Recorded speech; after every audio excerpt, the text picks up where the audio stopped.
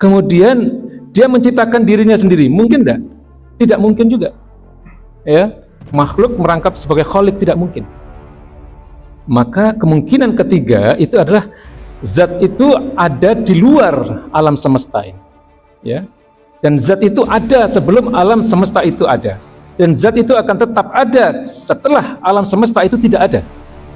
Kan logikanya seperti itu, Pak. Nggak mungkin kan alam semestanya ada dulu terus setelah itu ada yang menciptakan, kan tidak? Pasti yang menciptakan itu ada dulu sebelum alam semesta itu ada. Maka harus disimpulkan bahwa zat yang menciptakan seluruh alam semesta ini adalah zat yang bersifat azali. Apa itu azali? Dia tidak berawal dan dia tidak berakhir. Itulah Allah Subhanahu wa taala.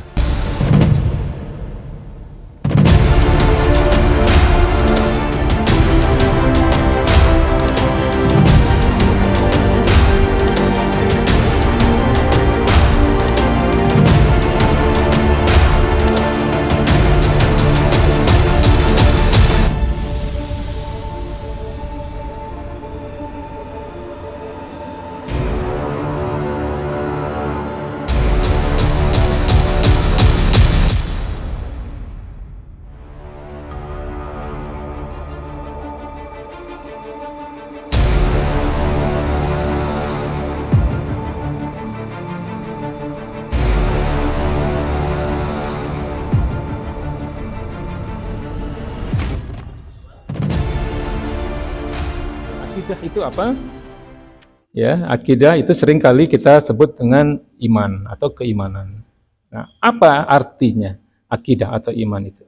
Ya, akidah atau iman itu adalah at-tasdiqul jazim, ya, pembenaran yang pasti. Ya, maka bukan iman namanya kalau pembenarannya tidak bersifat pasti. Ya, jelas ya, Pak ya? Bukan iman namanya kalau pembenarannya tidak bersifat pasti. Maka untuk bisa membuktikan akan adanya kebenaran yang pasti itu kita butuh apa? Dalil.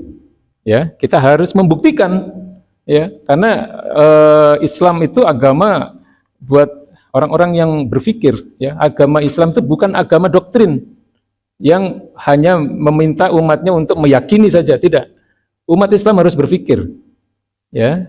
Maka Imam Syafi'i itu mewajibkan setiap hamba Allah yang mukallaf itu untuk mengenali Allah, ya, untuk berpikir tentang Allah. Maka di situ orang akan semakin kuat keimanannya, ya. Jadi untuk membuktikan bahwa suatu kebenaran itu pasti harus ada dalil, harus ada bukti, ya. Nah, maka ketika kita bicara tentang iman, ya, kan yang kita bicarakan ini karena hal-hal yang gaib, Pak.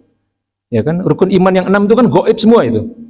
Gaib itu artinya apa? Tidak bisa diindra, tidak bisa dilihat, tidak bisa didengar, tidak bisa diraba, ya, tidak bisa dibau, ya. Keenam rukun iman itu kan semuanya seperti itu. Lalu apa buktinya, ya, untuk membuktikan bahwa rukun iman yang 6 itu pasti ada, semuanya itu benar, ya? Maka ada yang disebut dengan dalil akli, ada yang disebut dengan dalil nakli. Ya, dari rukun iman yang 6 itu ada beberapa hal atau beberapa rukun iman yang bisa dibuktikan secara akliyah, ya, bisa dibuktikan secara logika, secara rasional. Yang pertama adalah keimanan terhadap Allah Subhanahu wa taala. Yang kedua, keimanan terhadap Al-Qur'an. Yang ketiga, keimanan terhadap kenabian baginda Nabi besar Muhammad SAW. Tiga ini bisa dibuktikan secara akliyah, secara logika, secara rasional. Ya, keimanan terhadap Allah Subhanahu wa taala. Bagaimana cara membuktikan bahwa Allah itu ada? Yang pertama, secara logika, setiap benda itu pasti ada yang menciptakan. Betul ya, Pak ya? Tidak ada benda atau apapun di dunia ini yang tiba-tiba ada, itu tidak ada. Ini keyakinan orang komunis, ya, bahwa benda itu tiba-tiba ada kemudian dia akan berevolusi. Maka berevolusi secara materi, maka keimanan mereka disebut dengan dialektika materialisme.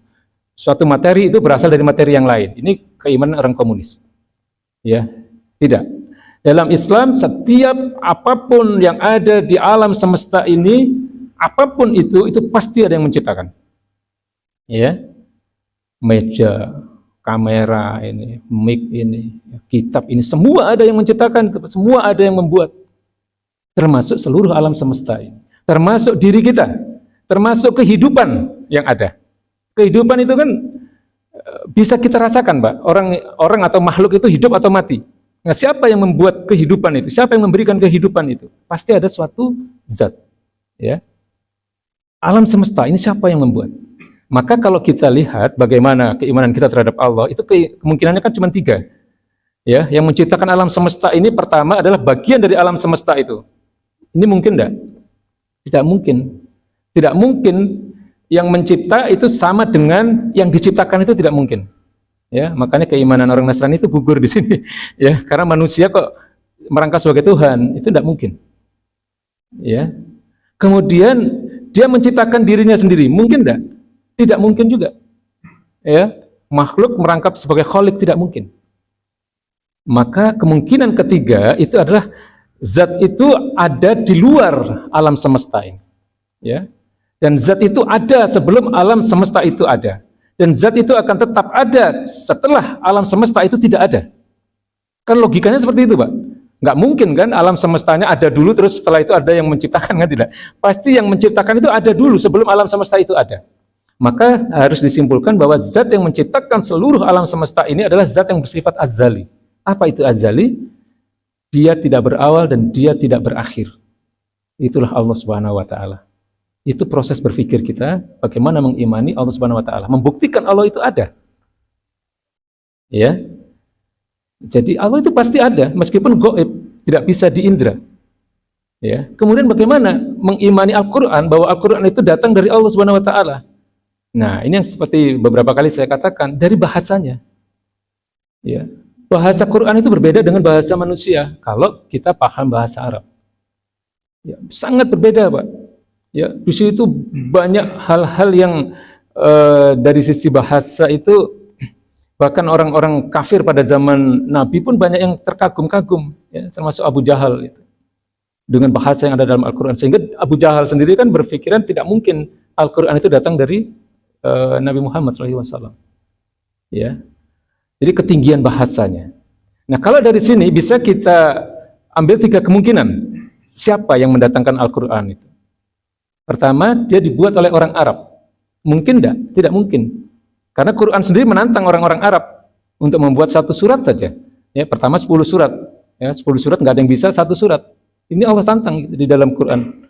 Ya. Enggak ada satu pun manusia yang bisa. Bahkan bahasa Nabi pun berbeda dengan bahasa Al-Quran. Ya, bahasa hadis itu berbeda dengan bahasa Al-Quran. Bahasa hadis itu bahasa Arab yaumiyah, bahasa sehari-hari. Tapi kalau bahasa Al-Quran itu tingkat sastranya luar biasa. Ya, ini secara akliyah, ya, secara rasional. Tidak mungkin ini dibuat oleh manusia. Maka mau nggak mau harus diimani bahwa Al-Quran itu sebagaimana yang disampaikan oleh Al-Quran sendiri, bahwa Al-Quran itu datangnya dari Allah Subhanahu wa taala. Ya, jadi harus begitu cara berpikirnya. Ya.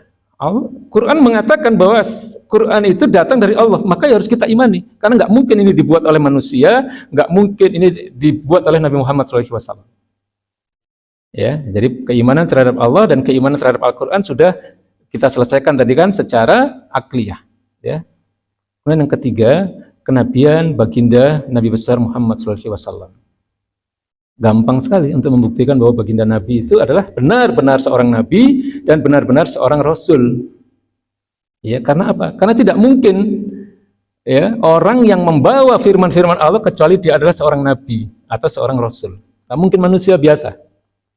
Ya, nah kan logis itu, Pak, ya. Logikanya kan begitu kan? Maka itu disebut dengan dalil-dalil akli. Nah, lalu bagaimana mengimani ketiga rukun iman yang lain atau hal-hal gaib yang lain? Ya, nah ini barulah kita mengambil dengan dalil nakli, menukil atau mengutip ayat-ayat Quran. Kenapa kok harus percaya dengan ayat Quran? Ya karena kan tadi sudah dibuktikan bahwa Quran itu datangnya dari Allah Subhanahu wa taala. Ya, jelas ya, Pak, ya. Apapun yang disampaikan oleh Al-Quran ya dan hadis-hadis mutawatir ya yang mempunyai tingkat kebenaran yang pasti tentang hal-hal yang gaib, manusia seharusnya dia mengimani itu. Ya, karena sudah dibuktikan bahwa Al-Quran dan hadis-hadis mutawatir itu mempunyai tingkat kebenaran yang pasti. Ya, mengimani malaikat itu harus, karena Quran menyatakan seperti itu. Ya, bahwa malaikat itu ada beserta tugas-tugasnya. Ya, mengimani adanya nabi-nabi lain setelah baginda Nabi Muhammad SAW wajib hukumnya, karena Quran menjelaskan itu semua. Ya, kan nggak bisa diindra, Pak, nabi-nabi yang pernah diutus Allah Subhanahu Wa Taala. Maka apapun yang disampaikan Al-Quran ya harus diimani. Mengimani hari akhir, kiamat, harus wajib hukumnya, tidak boleh ada keraguan. Ya, mengimani surga neraka, mengimani adanya adab neraka, nikmat surga, mengimani adanya jin, yang semua itu digambarkan atau diterangkan dalam Al-Quran, wajib hukumnya. Ya, jadi itu namanya dalil nakli. Maka sebagaimana yang pernah saya sampaikan, bahwa mengimani hal-hal yang gaib itu harus bersumber dari dalil-dalil yang pasti atau dalil-dalil yang qat'i. Apa itu dalil yang qat'i? Yang pertama Al-Qur'anul Karim, dan yang kedua adalah hadis-hadis mutawatir. Hadis mutawatir sudah ingat ya Pak ya? Hadis mutawatir itu hadis yang seperti apa ya? Ingat ya? Dia diriwayatkan oleh banyak orang di setiap generasinya. Itu hadis mutawatir. Karena apa? Tidak mungkin para sahabat, kemudian para tabi'in, para tabi'ut tabi'in, para perawi-perawi yang sudah dikenal ketakwaannya, kejujurannya ini bersepakat untuk berbohong. Tidak mungkin. Ya. Maka apapun yang disampaikan oleh Al-Qur'an dan hadis mutawatir wajib hukumnya untuk diimani. Sebaliknya, kalau ada informasi yang gaib, ya, yang tidak bersumber dari Al-Qur'an dan hadis-hadis mutawatir, haram hukumnya untuk mengimani. Ya. Jadi jangan asal percaya Pak, kalau ada hal-hal yang terkait dengan hal-hal yang gaib. Kalau itu tidak bersumber dari Quran, tidak bersumber dari hadis mutawatir, haram hukumnya untuk iman, untuk beriman, untuk mempercayainya. Ya, jadi jangan percaya dukun, jangan percaya paranormal, ya, jangan percaya pesulap, ya, itu semua bohong. Ya, kalau itu hal yang gaib itu, jadi dukun ataupun pesulap ya, sekarang lagi ramai itu Pak di YouTube itu, pesulap merah itu kan, yang dia bongkar semua kejahatan para dukun-dukun itu dengan pesulap-pesulap. Itu semua trik. Ya, trik itu artinya tipuan. Kalau enggak tipuan kecepatan tangan ya tipuan kamera.